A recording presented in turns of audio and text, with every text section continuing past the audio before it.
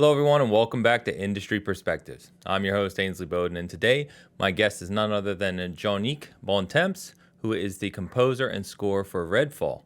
Now, we talk about his path to music, his education, how he got into composing in film and games, everything to do with the composition of Redfall, including his inspirations, what he was aiming for, what he worked on with Arcane Austin. We even talk a little bit around Transformers Rise of the Beast and his work there. I hope you enjoy.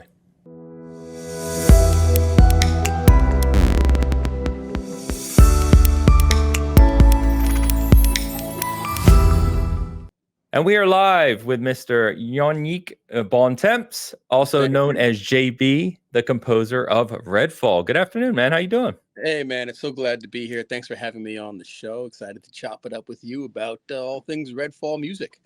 Yes, and I think, because we were just talking, I think I messed up your name right at the start. Yeah, you did, but it's fine. But I wasn't going to correct you, so thanks for bringing it up.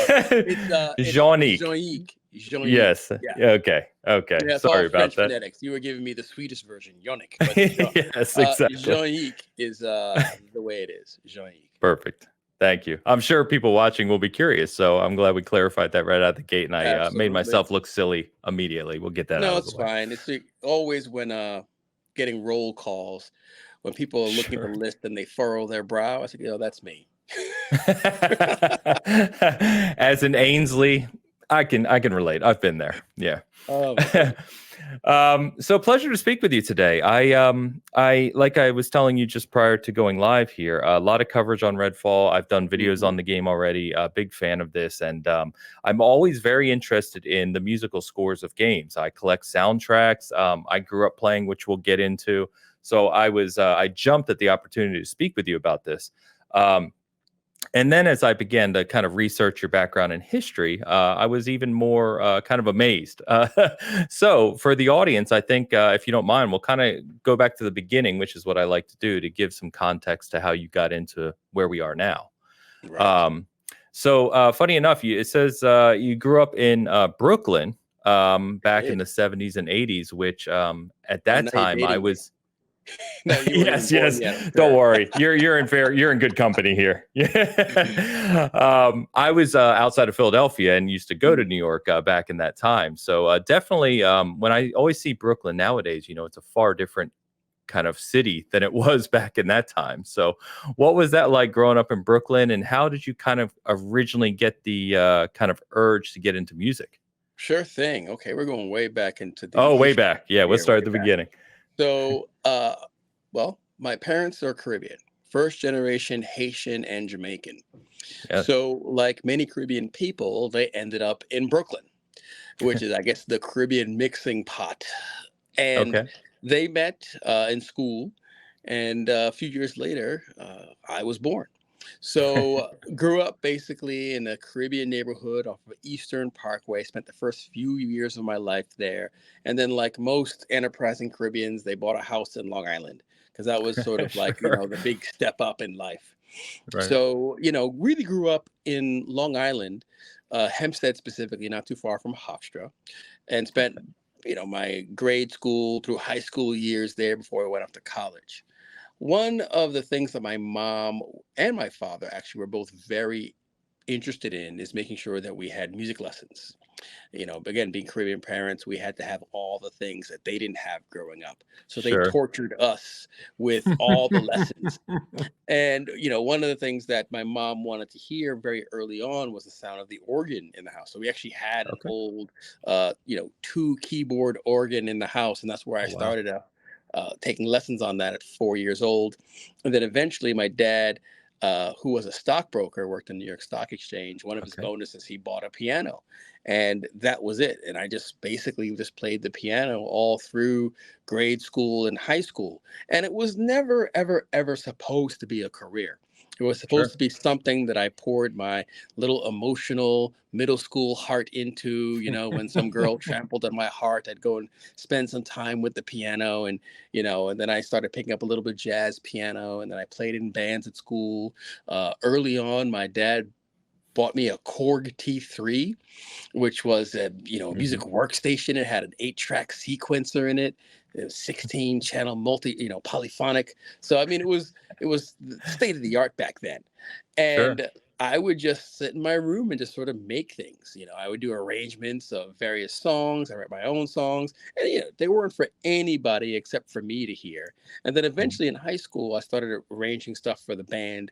I was accompanying people, but this was never, ever, ever supposed to be a vocation. This was supposed to be just for fun, Sure. because one of the things I saw early on as a kid was all of my great music teachers, because my mom really spent the money for me to have music teachers outside of the music education I was getting at the private school that she sent us to. Uh, and all of those teachers, which were amazing jazz pianists, amazing accompanists, they all lived home with their moms. And they all gave piano lessons, and they all Sure. gigged at night at bars. And I was like, that's not the life that I really wanted to have. So, and they were obviously way more talented than I ever thought I was going to be. So I was like, you know what, this is not the path for me. This is just for me to, again, for fun, for myself. Uh, so when I went to college, I ended up starting off as an English major, then political science, this and that. But the one thing that always sort of kept coming me back was music. So I was like, you Okay. know what? It doesn't matter what you study in undergrad. It doesn't matter. Right. I'm just going to go and study what I want. So I studied music. So I ended up getting a music degree. And of course, I went to one of those Ivy League schools, and they don't really tell you how to make any money. So when I got out of school with my newly minted music degree, I had no idea Mhm. how to make a living. Sure. So again, dating myself again. Mhm. Soon after I graduated, I answered an ad in the paper for computer programmer, no experience necessary. Right. And that was me. I like computers, but I had no experience. So I felt that that ad was written for me. So I show up at this guy's place. He lived on like St. Mark's in New York City back in the time. And I got the job. And that launched basically a 15-year career in software development that started as a consultant doing access database programming. And then Sure. eventually, this thing called e-commerce started up. What's this thing called Yep. e-commerce? This is again, dating myself. Amazon had just started selling books. So I Right, worked right. for a company called N2K that had something called Music Boulevard, which was selling CDs online, and they had a bunch of genre sites, and I ended up working there and then sort of growing and becoming a manager. And then eventually 15 years later, I look back and I built some of the largest e-commerce sites at the time. Freshdirect.com in New York City was mine. I built that. Okay. I worked on skymall.com, and eventually I found myself in a Silicon Valley startup doing software security. Really weird transition, but again, it was the people that I met along the way just kept bringing me places when they had opportunities. Sure. And I was in Silicon Valley doing software security, selling a product to banks and governments and this and that. And I was doing really well. And my plan was to be, a CTO, Chief Sure. Technology Officer. Mhm. By the time I guess I was like 35 was my plan. But the company was bought by HP, which was Okay. probably a good thing. But I didn't want to stay at HP, and it was a question in my mind about what should I do with my life. I know, right? I had a midlife crisis in my mid 30s. Like, what should I do with my life? And I ended up rediscovering music. By this point, Excellent. music technology had gone leaps and bounds, and Yeah. there was a thing called Garage Band that I started playing around with again. So I grew up, I graduated from a Korg T3 workstation to a laptop with Garage Band, and Yeah, I just yeah. started like just making music with it. And a friend of mine who I shared, again, music that I was just making, said, "You know what? That sounds like film music." And I was like, "Wait a minute. There's music in film? Wait a minute. There's music in video games?" And I was an avid gamer. I grew up with I grew up with the original Nintendo. Uh-huh. Actually, my first sort of gaming system was a Commodore 64. Oh, yeah, So I'm classic. going way back, right? Yeah. My cousin had an Atari 5200, and I was like Yeah. so envious. So I was able to get a copy. So I've been playing games my entire life, and had every game system from Nintendos to Segas to the first PlayStation. So this was actually, something that I really enjoyed was playing games. And I Right. never realized that there was really music in the games. I mean, obviously I knew it at a certain point, but I never thought about that as being like a job or a Right. job that Right. actually I could do. And then when my friend said to me, "Oh, your stuff sounds like film music," all of a sudden all these dots got connected. And I was like, "Wait a minute. I can do this." Now, I look back at that moment, I say, what kind of hubris did I have? What overinflated sense of self ego did I have at the time to think that I could make this transition? But, Sure. slowly but surely, I made the transition. And one of the things that I learned from business was that you can never be a name on a piece of paper, and that people really need to know who you are. So Mhm. I just started hanging out at music schools. I started hanging out at music events. I started hanging out at game music events in San Francisco. And eventually I just ended up meeting people, and they eventually started giving me advice. And I enrolled in Berklee School of Music Online, and Mhm. got that training on how to actually write for picture, how to write for games, and doing game audio. Then I was able to get into USC's film scoring program. So I moved Yeah. myself and my family, my family and myself, from Northern California to LA, left my job and started over and jumped into USC. And this was about 2011, 2012. And I was at the ripe old age. I guess I was around 30, 36, 37 at this point in time in my Wow. life. It's a big So jump. yeah, with a wife and two kids, and said, I'm leaving my job. I'm going to go do this. Right. And Right. we did, and she didn't divorce me, which was great. She didn't think I was crazy. And we all went down to California. I mean, sorry, to LA, and the rest is kind of history. Uh, One of the things that someone told me was, being a Silicon Valley executive, no one's going to hire me to score a video game or score a movie because I don't have that background or that experience. And no one's going Mm. to take a leap of faith, especially when you've got, millions of dollars on the line. Maybe a short film or this or that, but whatever. Um, but he said if I went to USC, it would erase my past, and I would basically be starting over. Okay. Uh, Now, that's obviously a blessing and a curse, because even though I did start over and no one talked about my Silicon Valley background or my software background anymore, it was about the music, I also started over monetarily. Of course. So, yeah, so, obviously went from making, a very decent living in software development Sure. to not making any living whatsoever. Yeah, so we ended up starting over Yeah. monetarily as well. And my family and I, we just ended up spending through our entire 401k, all of our savings, as we made this transition. And then eventually, a friend of mine suggested, after I graduated from USC, you should combine your tech background with your newfound music background and create a company doing tech support services for other composers. Oh, You understood their workflow. You sure. obviously understand technology. So why don't you put that together? And I did. So I started a company called Composer Tech with another friend of mine, and we became the premier tech consulting industry for the film and game composition community. And all of Fantastic. like the big names in game and video, game and TV scoring and film scoring were our clients. Whether you had Alan Silvestri Right. or the late Johan Johansson, Danny Elfman, Alexander Desplat, these were all our clients.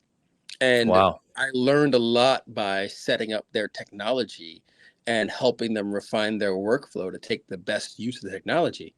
And more importantly, it actually allowed me to keep the lights on for my family, so that this way we could stay in LA and pursue this dream. So that brought the money in. And while that was happening, I was still working on anything I could work on, whether it's a Right. short film or a proof of concept or whatever it was, I would work on those things.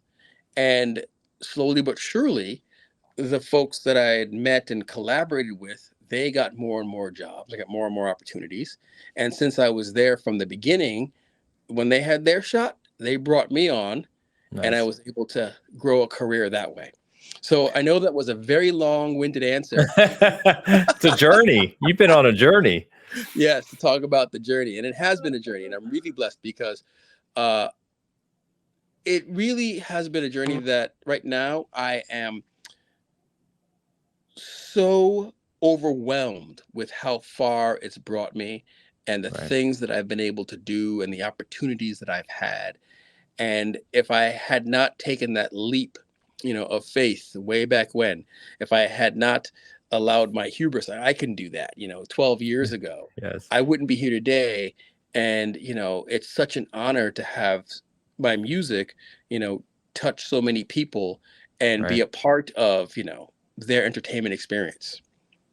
Yeah. I mean, that's incredible. Thank you for all the context. And it's inspiring. I love stories like that because, I am I could relate in the sense of family, kids. I've been in application development for over 20 years now. Mm, I'm in my 40s, and the thought of jumping and leaving all that behind and trying to start something new when people rely on you and you have a right. foundation, uh, it's daunting. It So is. I applaud you for doing it, and as we'll talk through, of course, turning it into the success you're seeing because it's incredible, man. Congrats. Thank you. Thank you, Ains. I appreciate that. Of course. Yeah, I was looking through and you kind of covered obviously the whole history, but I was looking through some of the work that you've done over the past several years and uh yeah. It feels like it's really blowing up for you, which is amazing. So I wanted to call out, and if you want to provide any context here, please do. But I wanted to call out you did a documentary on Arthur Ashe or a Yes. score called Yes. Citizen Citizen Ash. Ash. Yep. Yep. You did a documentary called United Skates. That's right. One of the Um, first things like feature length projects I worked on. yes, yes, which kind of, from what I understand and what I researched, kind of gave you more notoriety in your work. Yeah, Yeah. Okay. absolutely. So, early on in my career, again, I just had many, many mentors and opportunities that were given me. And one of them was the Sundance Composers Lab, which unfortunately Right. doesn't exist anymore.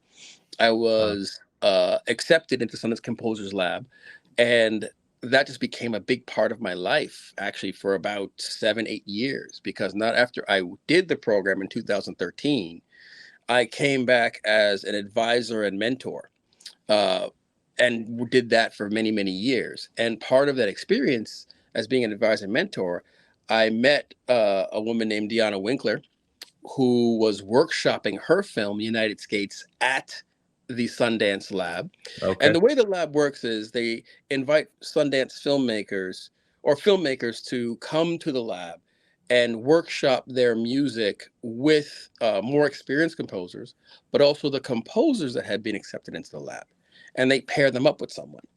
So Deanna was paired up with another composer, and I was the advisor. So, I just sort of stepped back, but I watched this. You know what? I watched this. I want that film. I want that film. Right. But, I had to play it chill.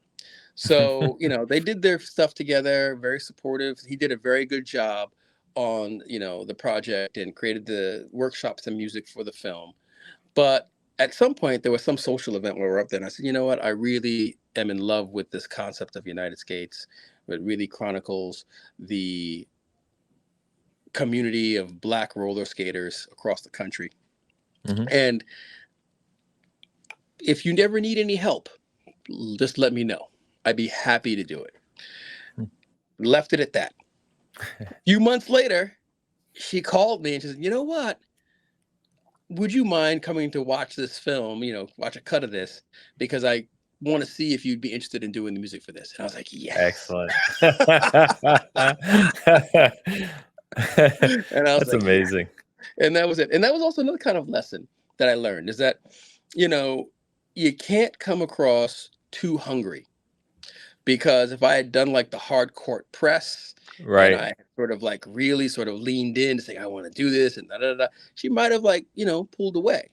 But, Hmm. again, it was real cool. It's like, you know what? I really love the film. If you need anything in the future, don't hesitate to call. Left it at that. And then, a few months later, she called. And quite honestly, that film was the genesis of so many other films and opportunities. Yeah. And a lot of what I've done afterward came directly from links from United States. That's fantastic. Yeah, I would imagine. So one of the things that jumped out to me, and we'll talk about several things, but working on a film called The Land. You worked on a song called This Bitter Land That's with right. Nas and Erykah Badu, which just when I saw that, I was like, I have to imagine someone who's has a deep interest in hip hop that working with Nas had to be an experience. Mind blowing. Yeah, Yeah. I mean, you're dude. talking about one of the kind of The legendary, greatest, the guys. legendary Yeah. MC, right? Yeah. Illmatic. That was actually one of the things that I Right. grew up on. Right. So having the opportunity to work with Nas was incredible. But again, it was all based on a relationship. I went to USC. Right. Wasn't an easy school to get into. It's not a cheap school to do the master's program. Right. But I was like, you know what? I'm gonna bet on myself, and if I get in, which I was able to do, we're gonna go. And that's what precipitated our move to LA. While I was there, you still have your full curriculum of classes and this and that, which is pretty intense because they cram in a 2-year program into 1 year. Wow. But they also encourage you to work with filmmakers that go to the film production school across the way. Right. And a filmmaker that I met there, his name was Stephen Capel Jr. And I worked on his very first short film. It was part of his class called 508. And ever since then, we've worked together on all of his projects. Excellent. So it was 508, and then we did another short film called A Different Tree, which ended up going to the American Black Film Festival and winning the HBO short film award and was on HBO. Wow. And then his first feature film that he did was called The Land. But before we did The Land, he did a proof of concept film called The Land of Misfits, where it was an 8-minute, basically short film that was really focused on how he sees telling the story. So it was very visual. It was very sort of what's what I'm looking for? It was definitely a very visual and sonic experience. And I wrote the music for that, with him. So when it came to do The Land, when the feature was finally greenlit as an independent movie, which obviously is a whole nother story in itself how that happens, he asked me to come on board and do that with him. And, through his relationship, he and his journey, and he actually had a relationship with Nas, and Erykah Badu starred in the film, The Land. So, while we were scoring it, we had this idea of writing a song with Erykah Badu and Nas. Right. So, I arranged basically, the string arrangement that goes with it. He and I wrote the lyrics together. Erykah Badu came in and actually sang it. Well, she didn't really come in. We sent her the stuff, and she sent us back to us because she was still in Houston, in Texas at the time. So, we did that. And then Nas came into the studio and laid down his stuff, and we were just so blown away. And it was an amazing experience to be able to work with these two legends for the film. And then it wasn't even over then. Jimmy Kimmel got wind of the song, and they were able to do a live performance of the song on the Jimmy Kimmel show. Really? And guess who they asked to conduct the orchestra and be the music director? Me. So I was on the Jimmy Kimmel show with Nas, Erykah Badu, and a small string ensemble, and I'm there conducting the thing while they're performing live on TV. Man. You had to be like you had to be removed. You had to be in another world at that point. I'm still tingling thinking about that experience. And that was a long ass time ago, and it's just amazing because, again, trying back that hubris, chasing it back to my friend. Saying, hey, we need to do this. And then just jumping in the car, literally driving to LA. And this is where we are. It's crazy. It's crazy, man. These are great stories. I love this stuff. I love it. It's amazing. Oh, man. And then, so one more thing I wanted to ask before we get to Redfall specifically. Do I have this right that you're also working on the score for the new Transformers movie, Rise of the Beast? Oh, boy. Yes, I am.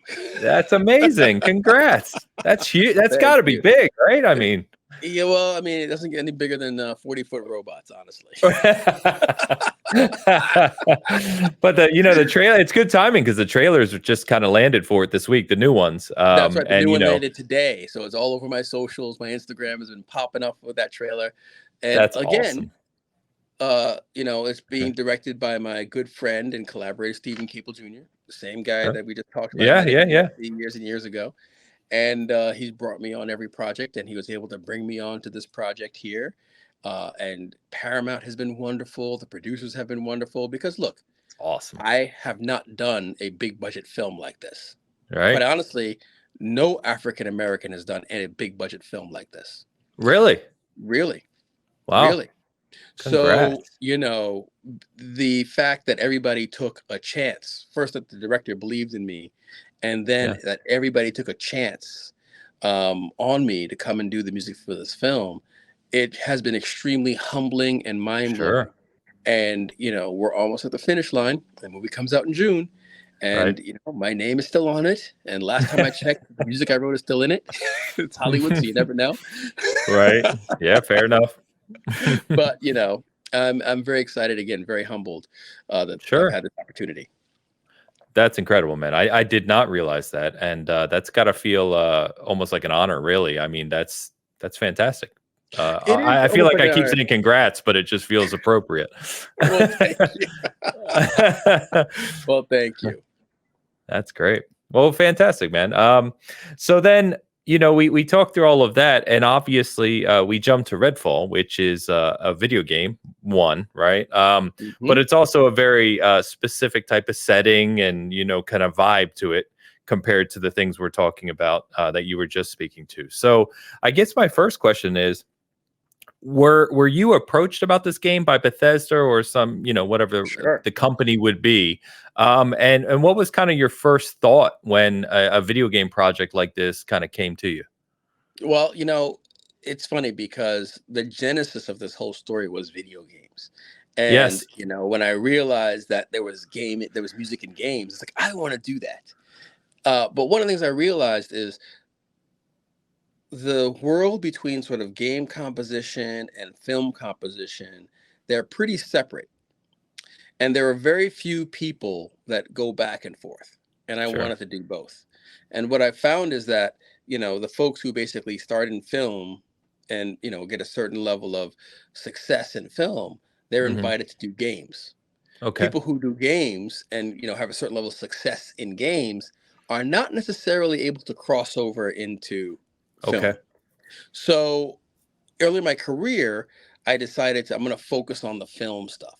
And that's what I did. And I hadn't had a lot of game experience until a friend of mine named Wilbert Roger, very, very, very talented game music composer, or composer in general, but he focuses on games. He invited me to work with him on Call of Duty World War II. Okay. And that was, Yeah. yeah, a small game. You never heard, I'm sure. Uh, and that game won the music for that game won so many Game Audio Network Guild awards. Uh, so many because he's really talented and people were really taken with that score. And I had a small part. I wrote some music in there. That's part of that. And that was my first experience. Okay. When Bethesda, or really Arcane Austin, was looking for a composer for Redfall, they called my friend Wilbert and said, "Hey, do you Okay. know anybody?" And we're looking for someone this kind of music. I said, "I know somebody." And I had just finished, United States was a few years in the rearview mirror, but um, he knew that I would be able to pull together this idea of uh, hip hop being used as the base for the score, Hmm. and then piling on other elements on top of that. So Right. he recommended my name. And then I was able to meet the audio director, um, Ben. We go. It was Ben Crossbones. I'm forgetting his last name right now, but if you know Ben Crossbones, he was the audio director at the time, and we had a nice conversation. We talked a lot about my background, uh, and sent him some music that I had done specifically from the United States. He said, "Oh, this is kind of cool," but he's like, "Okay, we need to now have you demo." I was like, "All right, the demo process." Now, the demos are tough because you write this music in a vacuum or whatever. You get this brief read in a vacuum, and then you send it off, and then you don't really know what's going to Sure. happen, right? Yeah. And you have no idea. So I was like, "That's not going to happen this time." So Ben and I, we actually worked on my demo together, meaning He says, look, we're going to be collecting demos. The demo will be due in 4 weeks, right? And here's the brief that we have. We want it to be spooky hip hop. So imagine, hip hop meeting Goonies, meeting Right. vampires, right? Yeah. That's the vibe that we're going for. We want it to be fun. We want it to be spooky. We want it to be young, right? And we're not going to lean into, like the Transylvania vampires. Sure. We Sure. want to Sure. create something new for this game, Right. because, the vampires come from a different lineage. I don't want to spoil anything. The Yeah. vampires come from a different lineage in this game. So I said, we don't want to lean into like the historical thing for vampires. I'm like, great. So he said, it's due in 4 weeks. I said, tell you what, I'll have a demo for you in a week. And I'd like to send it to you and get your feedback. So I said, great. So I did that, put about 8 minutes of music together in a long sort of suite. I sent it to him. He gave me feedback, right? I worked on that, and we iterated over basically about a month on this demo. And I asked him, I said, hey, did anybody else that's demoing for this that you invited to demo, are they doing? He said, no, they're not sending me anything, right? I'm like, wow. So during that month, not only was I able to, get his feedback and make the demo better and better and better, he also got a chance to see what it was like working with me. How was our communication? How did I respond to feedback? Right. Was I able to understand what he was saying and then make the requisite changes that he was requiring in the music? So he was also demoing our relationship. Of course. And I couldn't believe that no one else was jumping on this opportunity. So really, by the time we were ended this 4 weeks process, I had created a custom demo that he loved, right? and that he ended up championing with the team, and then they ended up hiring me to come do the game. That's amazing. That's awesome. I think the running theme we've had is it's all about relationships at the end of the day, right? It is all about relationships at the end of the day. And look, I mean, it's also about, you got to do the work, because no one's going to mess up their career or their reputation on me, right? I won't even do it for my kid. My kid wanted to do something, like, no, you're going to screw me up? No, sorry, you got to go. You're messing up my cheddar, okay? Right.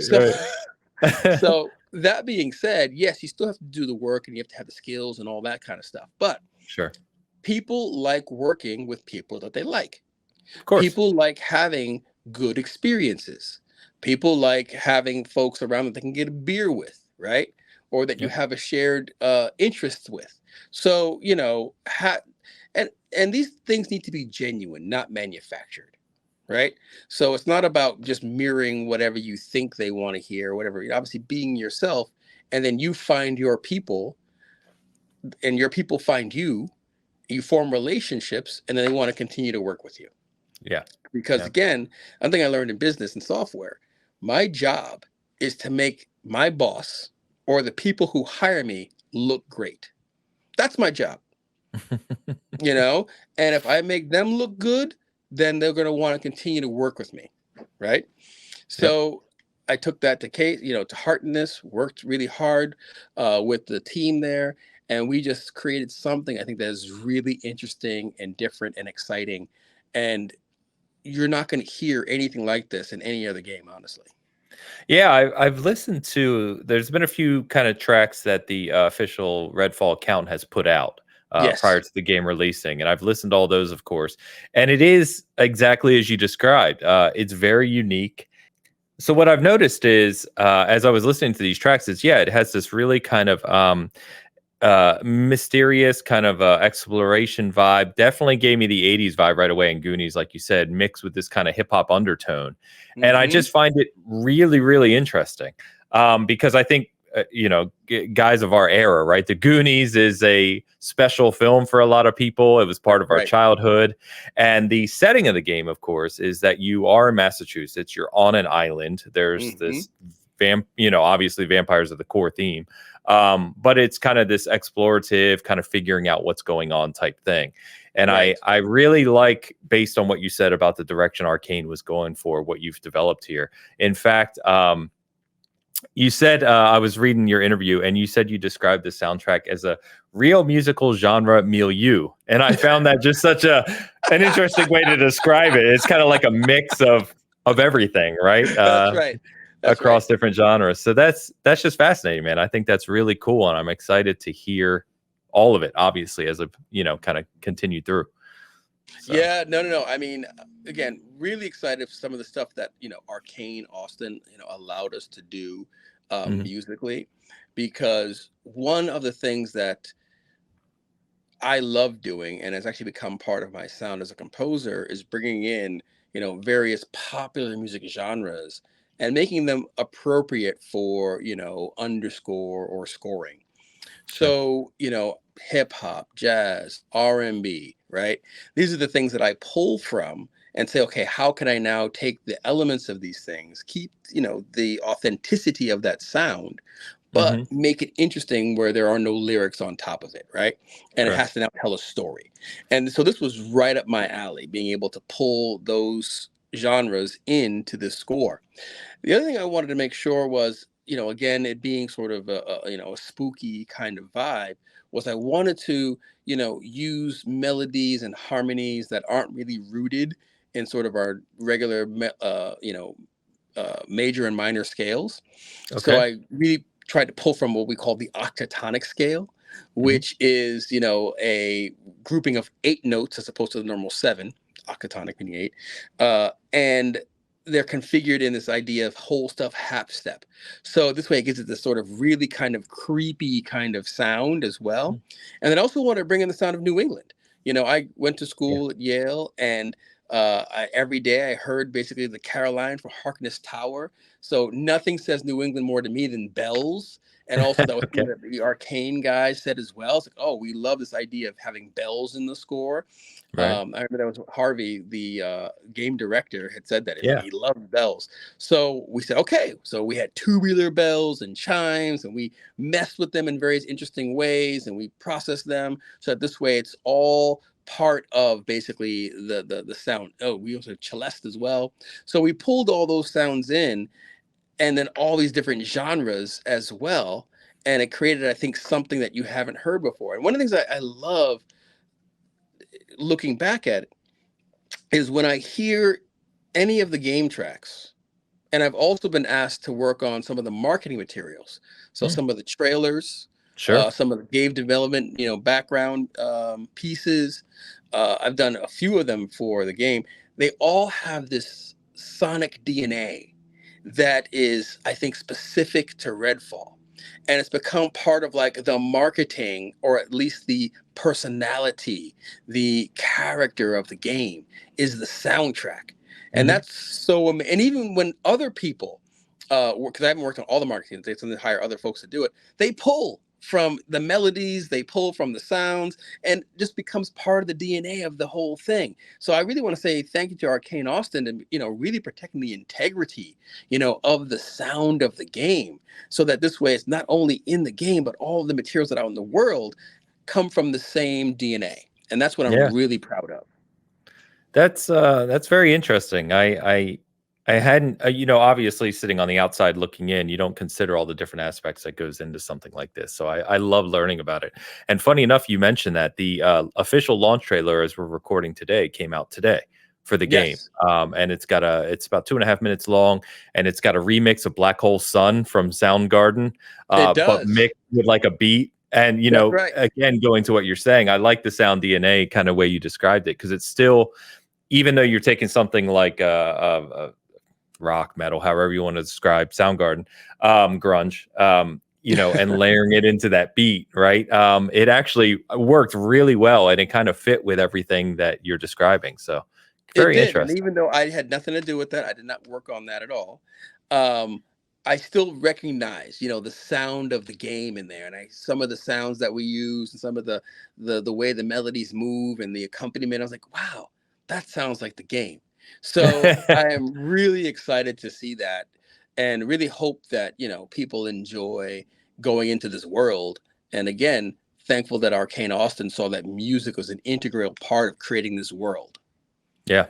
Yeah, just I mean, for me personally, just like film, as you described, music is a core component, and a soundtrack can really kind of drive your memories of your experience with a movie, or with a game, just like you can a movie, in my That's opinion. right. So, That's um, right. fantastic. So I The other thing, and you mentioned them earlier as I was looking up your kind of inspirations, that the names you gave are a wide mix of, different things. But I noticed Alan Silvestri, of course, and anyone who may not be familiar with Alan Silvestri, he did Back to the Future, he did Forrest Hmm. Gump, all three Back to the Futures, Forrest Yep. Gump, and so it kind of speaks to, Oh, and he's don't done forget the movies. Avengers. Avengers, yeah, that good shout out.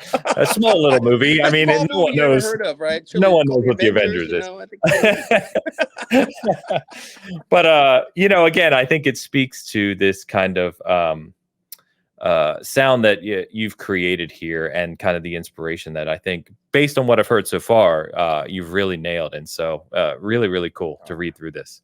well, thank Um, you, man. Thank you. of course. Um, so I wanted to ask you now. We've talked about how you've worked up in film and now gotten the opportunity to do Redfall. Obviously doing Transformers now. So you mentioned earlier about transitioning from film to games, and Hmm. what does that look like for you now? You mentioned that you usually don't kind of go back and forth, or most people don't go back and forth between Right. film and games. You've had the opportunity now to do a AAA game in Redfall, but now you Hmm. get what has to be your biggest opportunity yet in doing Transformers. Yes. What does that look like for you in the future? Well, I would ask two questions. How do you feel? Are you just going to kind of play it by ear and see what comes your way, or do you have a where you'd like to end up, whether it be games, movies, or continue to do both? And then I would also ask you, what would be like a key difference between scoring the two that you Ooh. would call out? Okay. Well, first and foremost, I plan on taking a vacation because it has been it has been let's just say a long few years uh, Sure, sure. grinding. So I plan on taking a couple months off, hopefully. That's excellent. But as soon as I say this, watch, someone's going to call with an opportunity that I can't refuse, right? As Right, soon as, right. yeah. So whatever. But I'm planning on taking a little vacation, a little relax, hope to recharge a little bit. But honestly, I just want to have a musical life. And wherever this musical journey takes me, I'm happy to do it. And I don't want to prescribe it too much, right? I've had the experience of working on a game, AAA game. Redfall's a big game, working on a Yeah. big movie. I've done documentaries, I've done independent projects, I've done TV series. Hmm. I've actually conducted, live performances. So I've done a lot. I've orchestrated for other people. So I've actually engineered. So I've had a lot of like musical jobs, and all of them I really do enjoy.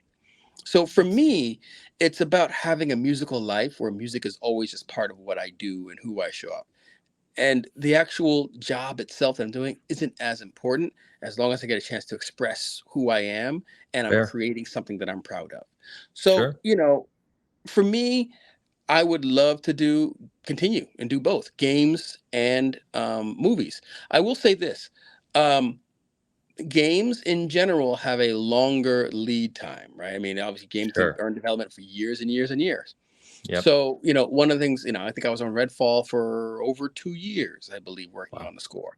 And it just comes and goes. Like, you'll do some music, you'll send it in, or you'll have some deliverables and hit some milestones. Then they go away for like 3 or 4 months and they come back. Okay, where's your next milestone? Then you work on that. Then they go away for like another 3, 4 months, right? So it's a really long burn, right, over time. Sure.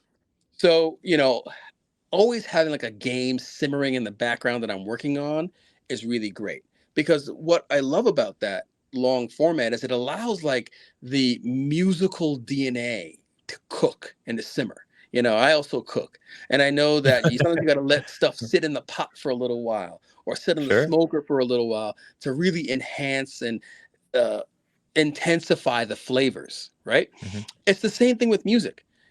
You have to sit with the music for a little while and let it bake, right? And you discover things about that while you're in the shower, while you're taking a walk, like little epiphanies happen. Like, oh, if I tried this, tried that. And that Okay. only happens over time. Sure. So the great thing about games is that this has these long drawn out timelines where you actually can go back and revisit things or you can change things and you can constantly evolve. And I think in the end you get something that's like really, really good because you had the time to let it bake.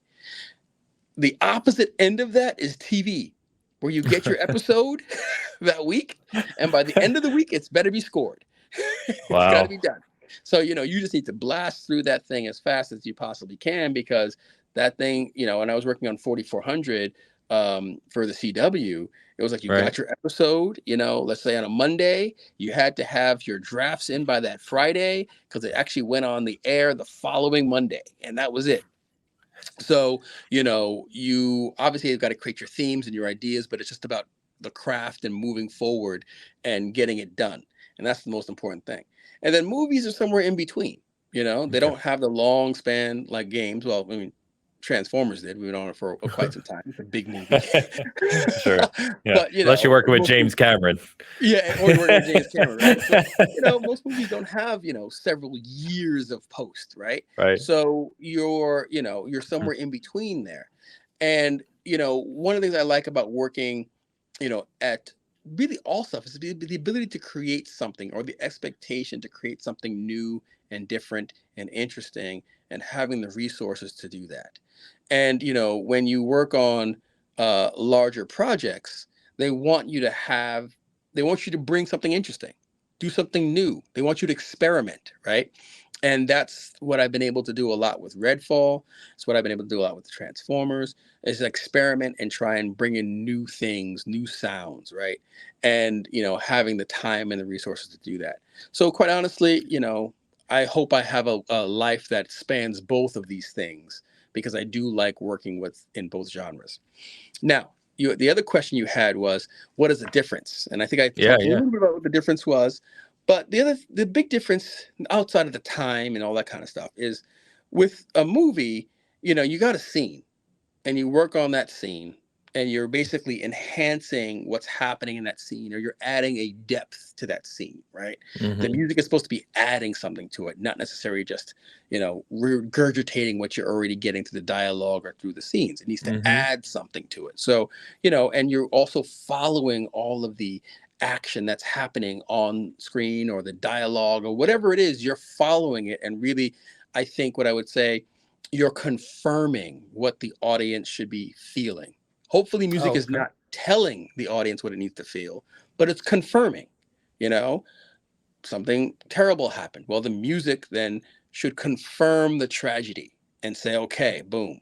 If the tragic scene doesn't work or whatever, music, something has to do it, but it's harder when music has to be the tragedy, right? Understood. So Yeah. Yeah. yeah, you're hoping that you're there to support or confirm, what the audience should be feeling at any given moment in time. In a game, it's a little different, in that a lot of times I don't even see where the music's going to end up. Okay. Yeah. Right? They give me a brief. This is, for example, talk about Redfall. They say, hey, we have these cultists, right? We have this group of people that we want to have a certain sound for. Okay. We talk about what that sound is, but I don't really see them on screen. I might get Right. some concept art as far as what they look like, but I don't really see the cut scenes or the interactions or any of that kind of stuff. And write the music. I'm like, okay. So I go back with the concept and write the music. And then they say, okay, that feels good. That doesn't feel good. Iterate, iterate, iterate. And then I hand it over. And then I don't know where it goes. They take it and they implement it into the game. They script it, they tease it apart, all that kind of stuff. And I have no idea actually how it's going to come out until actually I play the game myself. I remember when I worked on, Call of Duty, I had no idea where the music was going to go that I was writing. And Right. then when I played the game, I was pleasantly surprised to hear, some of the tracks that I wrote on Storming D-Day. I was like, what? Nice. On D-Day? I was like, you're kidding me. They put that there? And I was so excited, right? And I was jumped out of my chair, dropped my controller when I heard that, right? Because you just don't even know where they're going to put the things, right? Sure. So Yeah. you're a little bit more disconnected from, I think, what the action that's happening on screen in the games, which can be liberating, because then your job is just to write great music, write Yeah. interesting music, right? And the game people will figure out how to tease that apart and make that work with the game, or make that work with the game. So that's actually a little liberating. The only time where they kind of both worlds really interact is Hmm. when you're doing cutscenes. So in all games, there's cutscenes, there's little cinematics that push the Yeah. story forward. And a lot of times those are actually scored to picture. So in Redfall, they would send me the cutscenes and I would actually write the music directly to the picture of the cutscene. So that Oh, feels okay. way more like, the film or the TV scoring world, because again, I'm working with a fixed thing and it goes to the picture. I send it in, they just put it in right there and it works.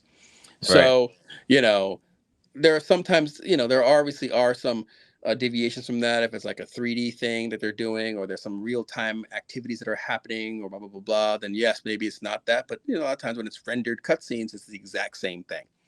Gotcha. So, that's really the major difference for me. Oh, sorry. And there's one more difference I would say. Um, TV and movies, they're very sort of visual things, and you're trying to support the story, right? Hmm. Whether it's the dialogue or the action on screen, the music is there to support and confirm, like we discussed.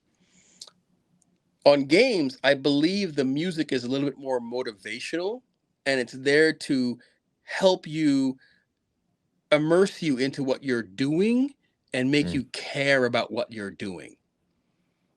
Because at the end of the day, you're the person moving things around and You're making in things happen control. in the Yeah. game. You're in control. So the Yeah. music is there to make you be immersed into the world and then care about what you're Okay. doing, Yeah. Like right? incentivize the player, right? Sometimes. Incentivize, right?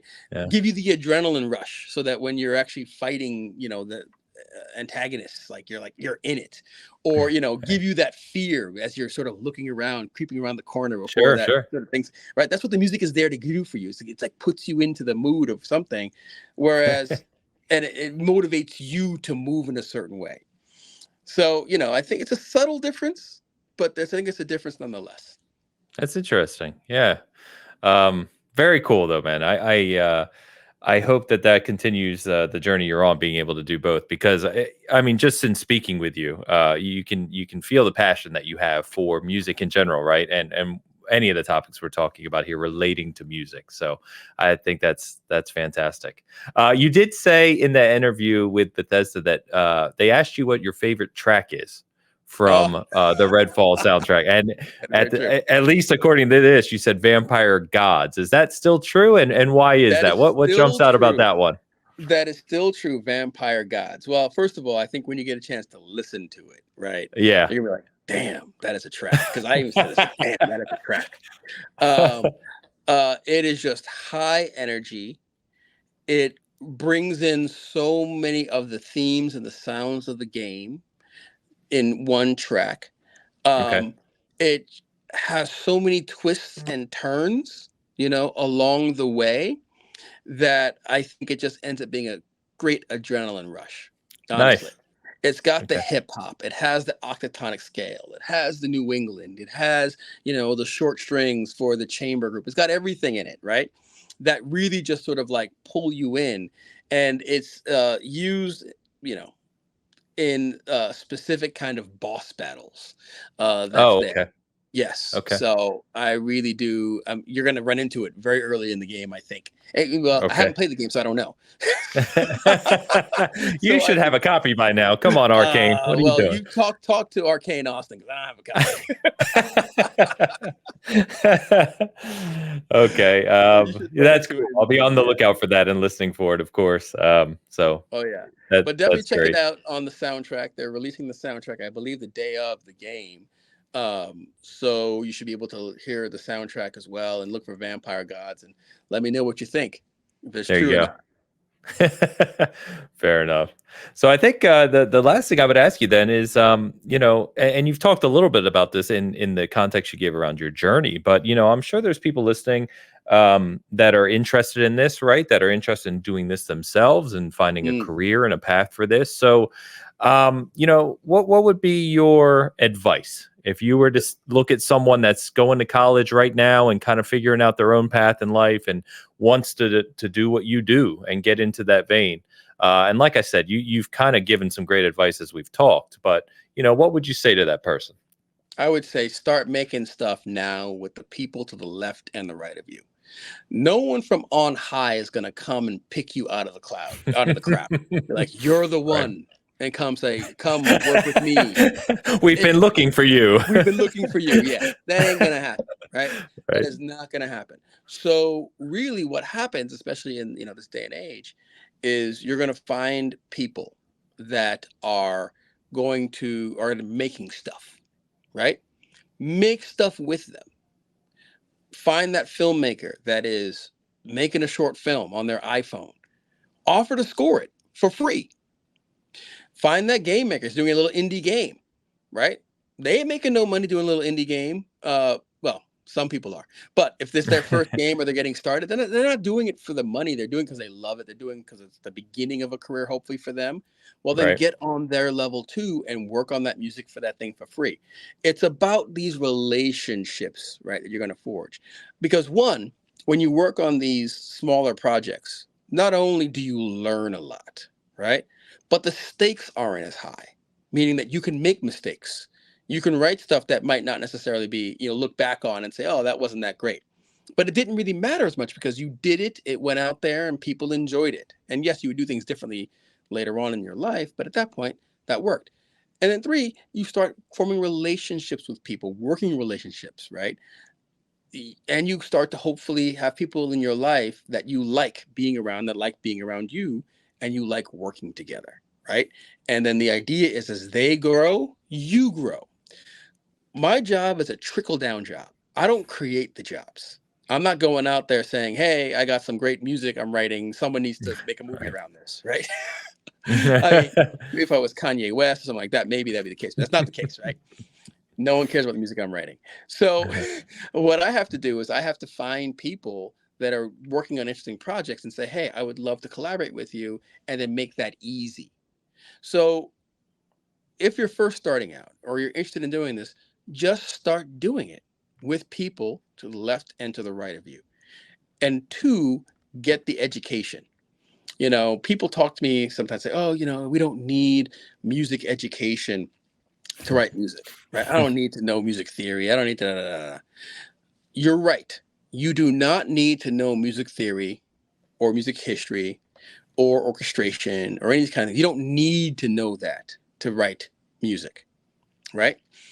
But these things give you a nomenclature on how to talk about music. They give you a vocabulary to express your ideas. They give you a sense of what has worked in the past, and do I want to lean into those rules of what's worked in the past, or do I want to break them out of intention instead of ignorance? Mm. So those are the things that I would say: education, education, education. It's not because it's going to, potentially even make you a better, sorry. It's not because you need it to write something, but you need it so that this way you can evolve, and that you can then pull from disparate genres and other ideas and evolve, right, yourself as a composer, yourself Hmm. as a musician, because now you know how to understand and assimilate and communicate other ideas. Fantastic. Yeah. It's all part of the growth, right? It's all part of the Um, growth. It's all part of the yeah. growth. And this idea that, oh, it's gonna, like, change my sound, or now I'm gonna have to deal with a whole bunch of rules and this and that. Okay, yeah. While you're in the class, they're gonna grade you on, did you write the triad correctly? Fine. But after the class is done, if you don't ever want to use a triad again, you don't have to use a triad again. But at least you know Sure. what a triad is Right. and why you Right. don't want to use it. Yeah. Interesting. That's fantastic, man. Great advice. I think that I really appreciate the conversation today and kind of the journey of the journey you've taken over your career, and it's been an absolute pleasure. Honestly, Uh, JB, well, I thank you for the time. I thank you for the conversation. I thank you for the history of everything that you've gone through here, and a big congrats on the success and hopefully continued success into moving into projects you love, man. thank you so much, man. And I appreciate you having me on the show and allowing me to run my mouth the past hour. So anybody who lets me do that is a friend of mine. So I appreciate it. Yeah, hopefully And one of these yeah, days, if we're at a game show or you're working on another game, hopefully we can chat again, and maybe one day I can get you a beer. absolutely. I will hold you to that. So thank you so much. Abs- I hope you do. All Well, right. thank you very much. Do you want to shout out anything specific before we head out anywhere that people can find you, your music, anything specific you'd like to say? Sure thing. So, you can follow me on Instagram. My handle is my name, Jongnic, Jongnic. I'm the only one in the world. So if you Google Jongnic Bontemps or you Instagram Jongnic, you're gonna find me because no one else with this name exists. Now, don't be trying to steal my name, people out there, trying to name your children after me, okay? Trying to be the only one. And I just want to shout out the folks over at Arcane Austin for giving me the opportunity to score Redfall. I had a lot of fun. And I really appreciate that entire audio team over there who has been really great and has, I believe, I haven't quite experienced it all yet, but from what we've been talking about, has done a really great job of taking the music and implementing it into the game. And I hope it's going to be a wonderful playing experience for everyone out there. Excellent. Excellent. Well, thank you again, sir. Well, definitely be in touch. I will hopefully people enjoyed this conversation as always here at Season Gaming. These are the types of things we like to do. It's good to be back on industry perspectives, and stay tuned for our Redfall coverage. If you haven't read it already as you're watching this, we will have more coverage, including my full review and podcast discussion in the coming weeks. So stay tuned. Until next time, thank you for tuning in to Season Gaming. We'll see you then.